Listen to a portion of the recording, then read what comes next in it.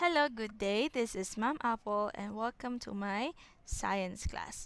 So today we are going to discuss free fall. I am going to teach you kung paano mag-solve ng mga free fall problems. Marami mga estudyante ang nahihirapan dito and I am going to try my best to teach you para mas maintindihan po ninyo yung mga kailangang tandaan sa pagsosolve ng free fall. Para mas madalian kayo, i-divide natin ang free fall into three cases. You have your case 1, which is drop ball. Okay?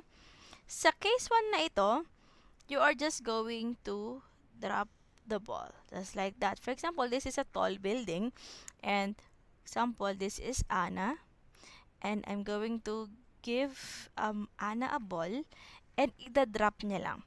Ida-drop niya lang, hindi niya binato pababa. Ida-drop niya lang, naka-stay put, and then ida-drop niya lang.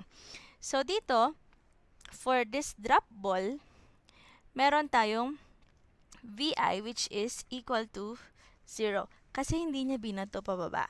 That's why ang initial velocity niya ay 0. Okay? And of course, we have your gravitational acceleration which is always equal to 9.8 meters per second square. So this will be incorporated in our equations. We're going to recall your equations later on. So meron si G, this is negative. Bakit? Kasi downward direction siya. That's why it's negative. I-incorporate natin siya mamaya sa equations para mas makita natin. Okay? So, for your case 2, you have your throw ball up. Okay? Ang ibig sabihin ng throw ball up ay ibabato niya muna pataas and then bababa. So, once again, this is Anna and I'm going to give her a ball, iitsa niya yan pataas and then bababa na paganon. Okay? That is throw ball up. Or, pwede din naman na, this is Anna, nasa floor lang siya, and then initsa niya paganon lang. Okay? That is also an example, a case of case number 2. So, ano ang mga scenarios dito? Sa case number 2, you have an initial velocity. Bakit ka may initial velocity? Kasi nga, binato. Kaya meron kang initial velocity. Therefore, your VI is not equal to 0. Okay? And you also have your VF max. Ibig sabihin, the final velocity in the max height. Okay? This is equal to 0.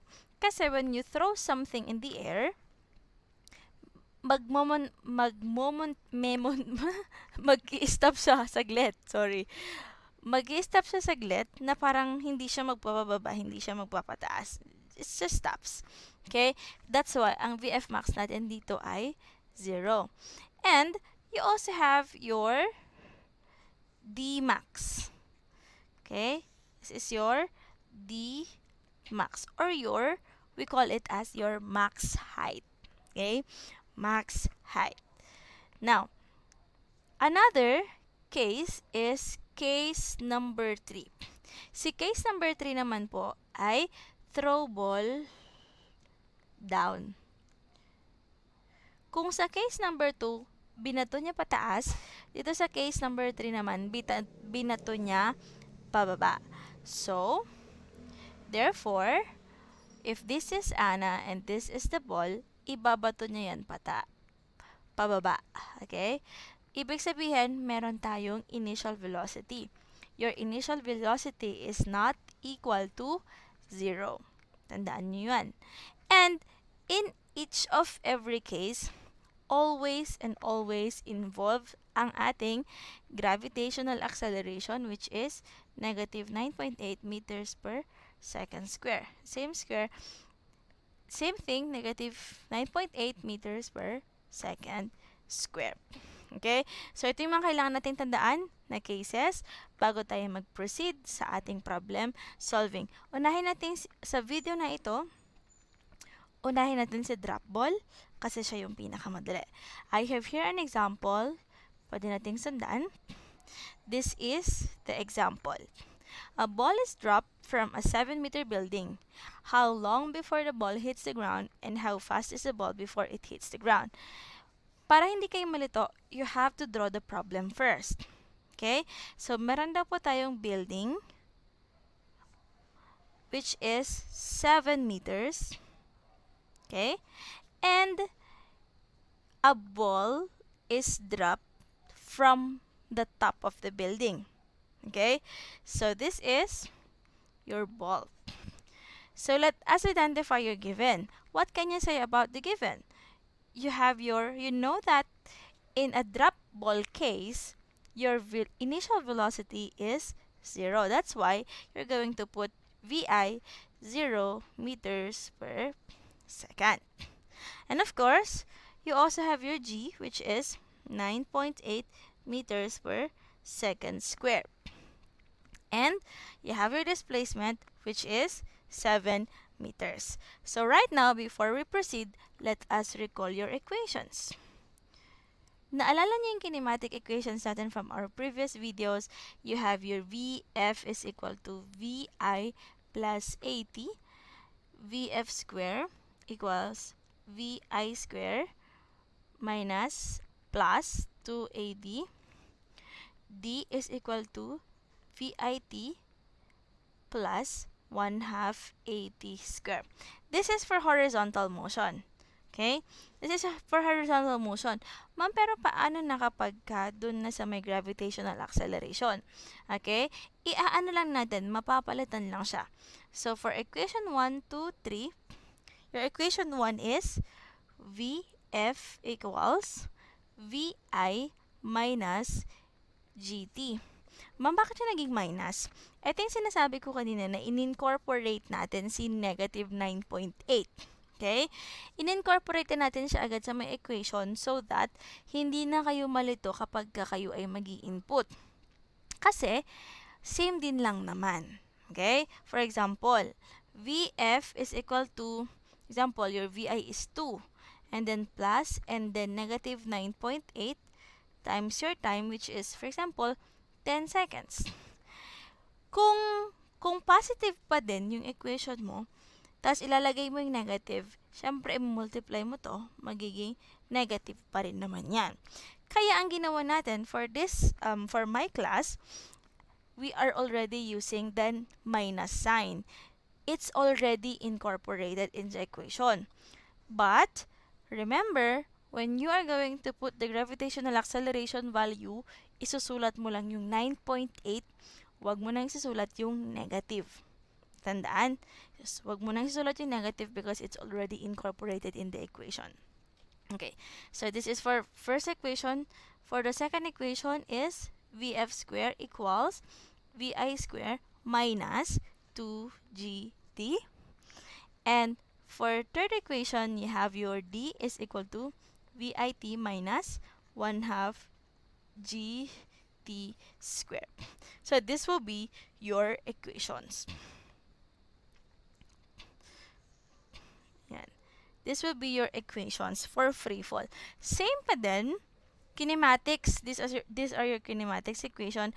However, the only difference is that, ito yung mga difference natin. This is, imbis na A, naging G. Imbis na plus, naging minus. Okay? So, those are your equations. So, delete na natin yung isa. Delete na natin. And, i-move lang natin. I-move lang natin. Okay. So, that's it. So, isolve natin yung ating sinusolve. Sabi niya dito, how long before the ball hits the ground and how fast is the ball before it hits the ground? So, kapag sinabi natin how long, you are talking about your time. So, you will be looking for your time and how fast is the ball before it hits the ground. Kapag sinasabi natin to, how fast is the ball before it hits the ground, you are talking about your final velocity. Okay? So, your final velocity. So, you have to get for time. Tayo natin. You have to get for time. Inuuna natin yung time. Pero pwede din namang unahin yung isa. Depende. Bahala kayo. Okay, so let's go for your equation. What equation are we going to use? We know that you have your VI, you have a G, you have a T, and you have ito lang, tatlo. So, alin dyan yung meron sa kanilang tatlo? Okay? So, tignan mo kung may VI. May VI ba to? Correct? Pwede? Pwede. Merong G lahat? Pwede? Pwede. Sino ang may time? Okay? Ito? At ito. This will already be cancelled out. Pero, pero pwede mo bang gamitin to? No, kasi you don't have a VF. That's why you will be using the third equation, which is equal to D is equal to VIT minus 1/2 GT square. Input lang natin. So your D is equal to, what's your VI? It's 0 times time equals 1/2 9.8. This is what I'm talking about. Since may minus na dito, wag mo nang i-input yung negative dito. Wag na. Wag mo nang ilagay. 9.8 na lang siya. And then, your T is, wala. Okay? Wala kang T. T square. Okay? So, you have your D as well. Okay, nalimutan ko. Your D, your displacement is 7. Pero here's the thing. Since ang displacement natin ay final minus initial, you're going to put a negative here. Okay? You're going to put negative there. So, i-input mo lang yan, negative 7. So, this will already be cancelled out because we know that any number multiplied by 0 is equal to 0. So, we are left with this negative 7 equals negative 4.9 T square. Ma'am, saan nagaling 4.9? 1/2 times 9.8. Okay? And then, you're just going to divide both sides by 4.9. And then, T square is equal to, you can open your calculators and solve for this. So, you'll have your, wait lang, i-open natin ang ating mga calculator. You can pause this video if you want. Okay, so, negative 7 divided by 4.9. So, your answer is 1.43. You always get 2 decimal places. But is this your final answer? No, not yet, because this is T square. How are you going to do that? Kasi time lang ang hinahanap natin. Paano mo hahanapin si time? You have to extract the square root. So, your T is equal to the square root of your answer. It's the square root of 1.43 is equal to 1.19 or 1.20 seconds. That's your time. Ibig sabihin, 1.19 second yung second, yung time para before niya ma-reach yung ground. Okay? That's for question number 1. Question number 2, how fast is the ball before it hits the ground? Okay? Gaano daw kabilis yung bola bago niya i-hit yung ground? So, you will be looking for your VF. What equation are you going to use? Can you use this? Meron ba tayong VI? Yes. Meron ba tayong G? Meron ba tayong time? Yes, you can use this. Can you also use the second equation? Do we have a VF? This is what you're looking for. Do you have a VI? Yes. Do you have a G? Of course. Do you have a D? Yes. Okay, so, therefore, pasok silang dalawa. Any equation will do, but you have to be really careful on the sign later on.